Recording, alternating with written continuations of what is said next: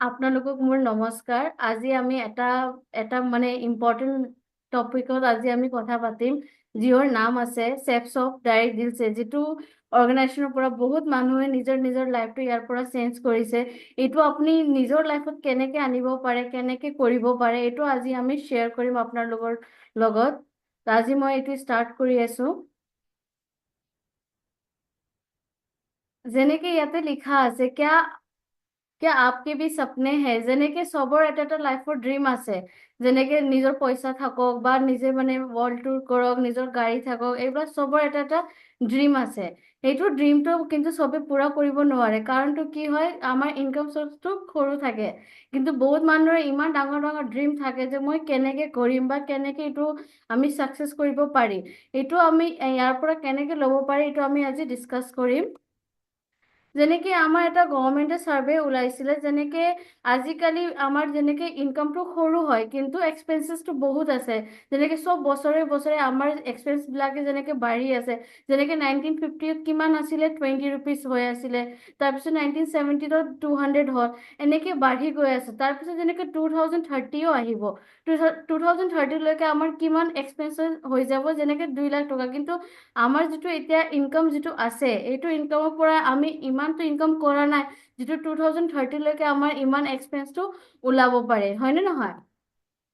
তাৰপিছত যেনেকে চব মানুহৰ এটা এটা এইটো থাকে, যেনেকে মানে টাইম ফ্ৰীডম আছে বা মানি ফ্ৰীডম লাগে বা চিকিউৰিটি লাগে। কিন্তু আমি আজি যিটো মাৰ্কেটত কাম কৰি আছো, সেইটো দি আমি পোৱা নাই, টাইমৰো ফ্ৰীডম পোৱা নাই। যিটো আমি যেনেকে মৰ্ণিঙত যাওঁ ডিউটি আৰু সন্ধিয়ালৈকে আহো, ফেমিলিক টাইম দিব পাৰা নাই বা ইনকামটো ইমান পাৰা নাই। তাৰপিছত যেনেকে মানি, তাৰপিছত মানে আমি যেনেকে মাৰ্কেটত যাওঁ, আমাক যেনেকে আজি এক্সপেঞ্চেছ কাপোৰ যিটো পচন্দ হ'ল, কিন্তু আমি ল'ব নোৱাৰো, কাৰণটো কি, আমাৰ ইনকাম চৰ্চটো নাই। আমাক মানে মাহৰ মানে এটা খৰচ চাব লাগে, তাৰপিছতে আমি কৰিব পাৰো। এইটো কাৰণে মানে আমাৰ অফিচ কাম কৰি কিনে আমাৰ এইটো ফুলফিল নহয়। তাৰপিছত যিটো আমি কাম কৰি আছো, তাতে আমাৰ চিকিউৰিটি নাই। কিন্তু আমি যিটো এতিয়া আপোনাৰ লগত যিটো শ্বেয়াৰ কৰি আছো চেফছৰ পৰা, ইয়াৰ পৰা আপুনি এইটো তিনটাই ফ্ৰীডমটো পাব। আৰু এইটো কেনেকে পাব, এতিয়া মই আপোনাক কম। তাৰপিছত যিটো আমাৰ চেফছ অফ ইণ্ডাষ্ট্ৰি আছে, ইয়াৰ এটাই হেড অফিচ আছে, আৰু এইটো আমাৰ দিল্লীত আছে। এটা জেগাত থাকি কিনে 24 বছৰৰ পৰা আমাক ইয়াতে হেল্প কৰি আছে, আমি ইয়াৰ পৰা কাম কৰি আছো। তাৰপিছত যেনেকে আমি চব জেগাত মানে আমি এটা চিকিউৰিটি চাওঁ বা লিগেল ডকুমেণ্টছ বিলাক চাওঁ, যে আমাৰ যিটো আমি কাম কৰিম এইটো মানে লিগেল হয় নে নহয়, বাট ইলিগেলটো নহয়। এইটো কাৰণে আপুনি ইয়াতে চব চাব পাৰে। এইটো ভাৰত ৰাজপত্ৰ হয়, যিটো আপুনি চাই কিনে আপুনি গুগলত আৰামতে আপুনি মাৰিব পাৰে। তাৰপিছত এইবিলাক ইয়াতে পেন কাৰ্ড হ'ল বা এইবিলাক ISO চাৰ্টিফাইড কোম্পানী হয়, এইবিলাক আপুনি গুগলত চাব পাৰে। চব উইথ প্ৰুফ আমি কাম কৰি আছো।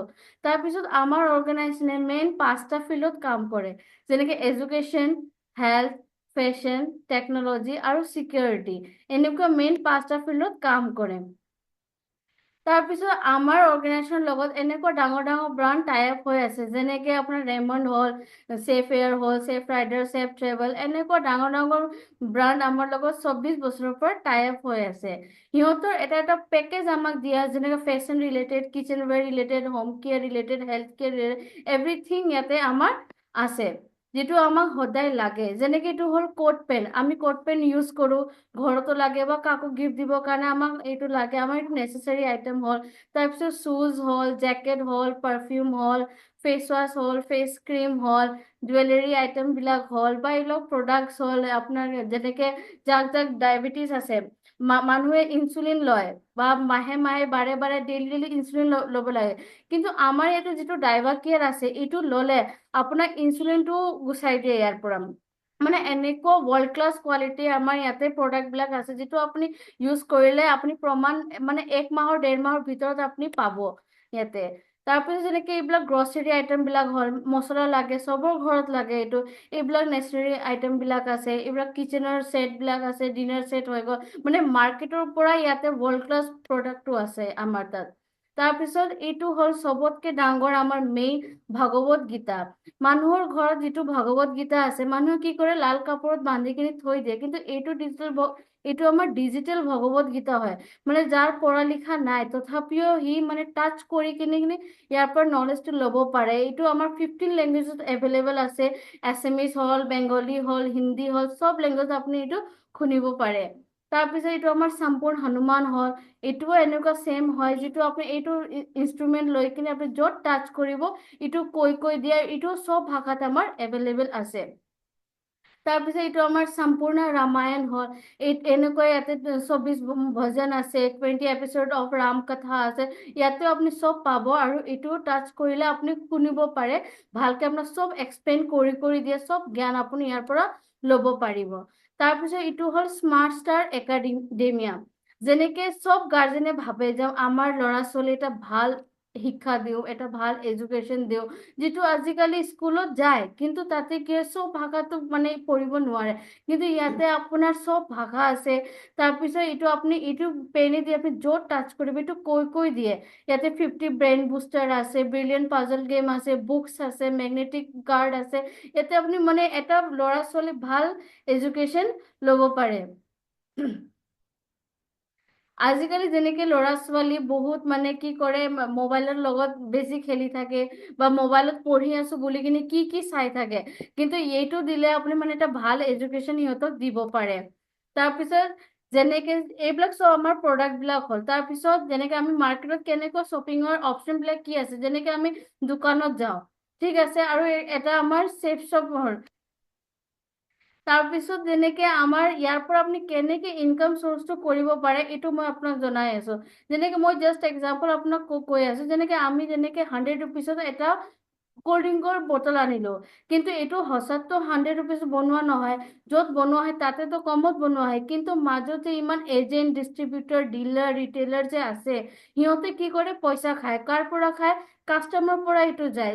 যিটো বস্তু কমত বনোৱা হয় আমাৰ তাত আহি ইমান প্ৰাইচ বাঢ়ি যায়। কিন্তু আমাৰ চেফ শ্বপে কি কৰে, ডাইৰেক্ট মেনুফেকচাৰটো কাষ্টমাৰ কৰি দিয়ে, যেনেকে C2C কৰি দিয়ে, কোম্পানী টু কাষ্টমাৰ। আৰু এনেকুৱা নহয় যে আমি কমত পাওঁ বস্তুটো যিটো 100 ৰুপিজ আছে এইটোতো আমি 100 ৰুপিজতে পাম, কিন্তু মাজৰ যে 65% যে প্ৰফিট আছে এইটো আমাৰ মাজত ভগাই দিয়ে। আমাক ইয়াতে বিজনেছ পাৰ্টনাৰ বনাই দিয়ে, এটা এছ'চিয়েট বনাই দিয়ে, যিটো আমি লাভ ল'ব পাৰো। তাৰপিছত যেনেকে ইয়াতে আপোনাৰ ID বনোৱা হ'ব, ID বনোৱাৰ লগত আপোনাক যেনেকে এটা প্ৰডাক্ট কিনিব লাগে 200 BB, তাৰপিছত আপুনি ইয়াৰ পৰা বিজনেছটো ষ্টাৰ্ট কৰিব পাৰে। তাৰপিছত যেনেকে বহুত মানুহ কয় আমি এইটো কাম কেনেকে কৰিম বা মানুহৰ লগত কেনেকে কথা পাতিম, তে চাওক এইটো ইমান ডাঙৰ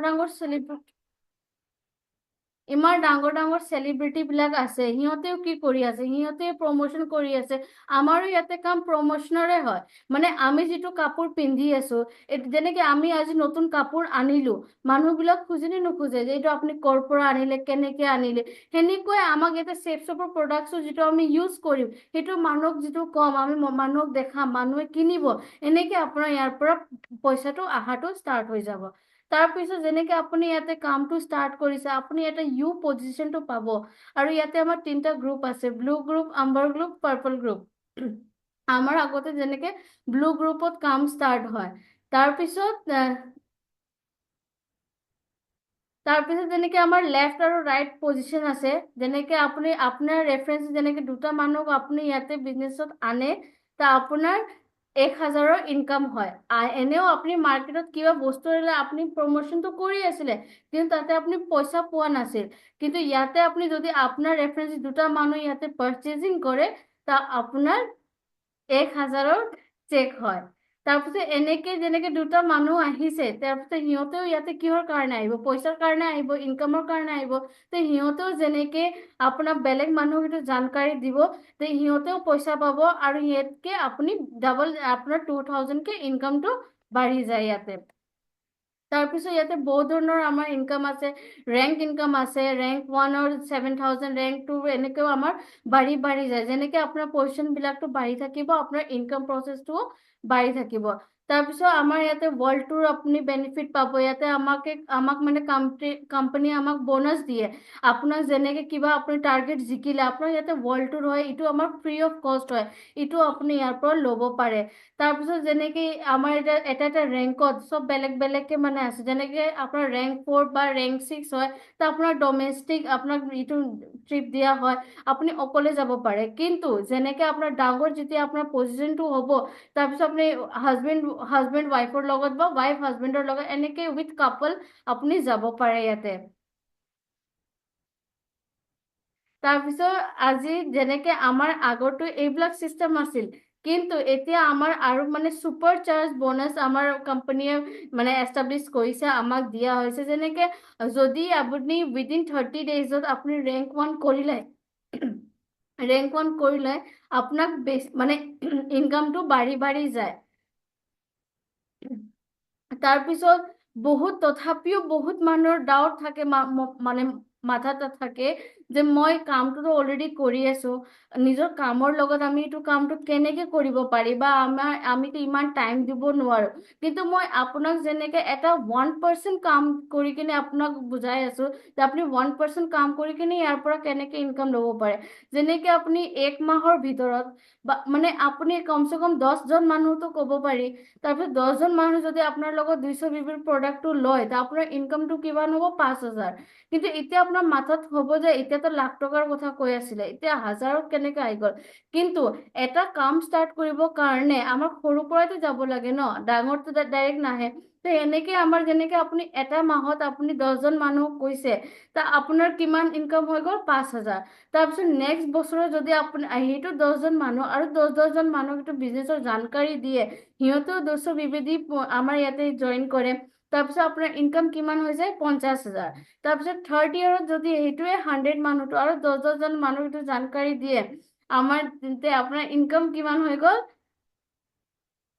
5 লাখ টকা। তাৰপিছত আপোনাৰ যদি আৰু সেইটো 1000 মানুহৰ যদি আৰু 10জন মানুহ এইটো কয়, তো আপোনাৰ ইনকাম কিমান হৈ গ'ল? 50 লাখ টকা। তো 4 বছৰৰ ভিতৰত আপুনি এইটো অৰ্গেনাইজেশ্যনৰ পৰা 50 লাখ টকাও ইনকাম কৰিব পাৰে।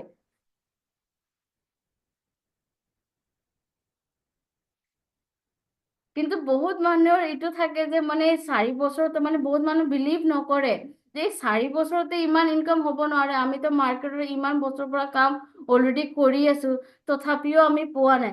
কিন্তু মই আমাৰ ইয়াতে এটাই মটিভ আছে, বিলিভিং ইজ এচিভিং। যদি আপুনি এইটো বিজনেচটো ষ্টাৰ্ট কৰে, বিশ্বাস কৰি কিনে আপুনি ষ্টাৰ্ট কৰে, তেতিয়া আপুনি 4 বছৰত বা 5 বছৰৰ ভিতৰত আপুনি এইটো ইনকাম ল'বই পাৰে।